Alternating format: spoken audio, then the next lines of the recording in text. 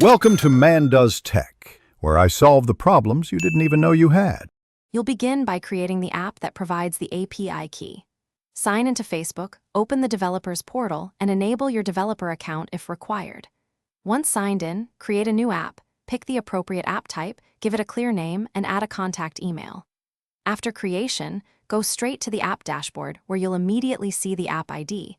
This is the identifier you'll use. Make sure to keep this window open as you move to configuration steps next.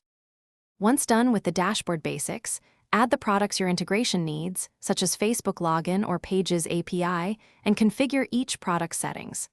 Set the platform web, iOS, Android, add your redirect URIs, and specify any permissions or features you'll request.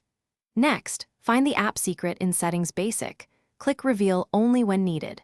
To obtain working tokens, use the Graph API Explorer for short-lived tokens, or create a system user and generate a long-lived token if you manage business assets.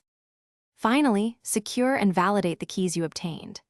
Exchange short-lived access tokens for long-lived tokens where applicable, and never hard-code app secret or tokens. Use environment variables or a secrets manager. Test API calls immediately in the Graph API Explorer or your staging app to confirm scopes and responses.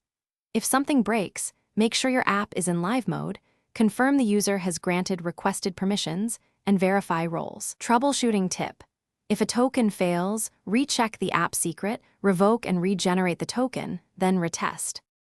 Thanks for watching. If you found this helpful, don't forget to like and subscribe.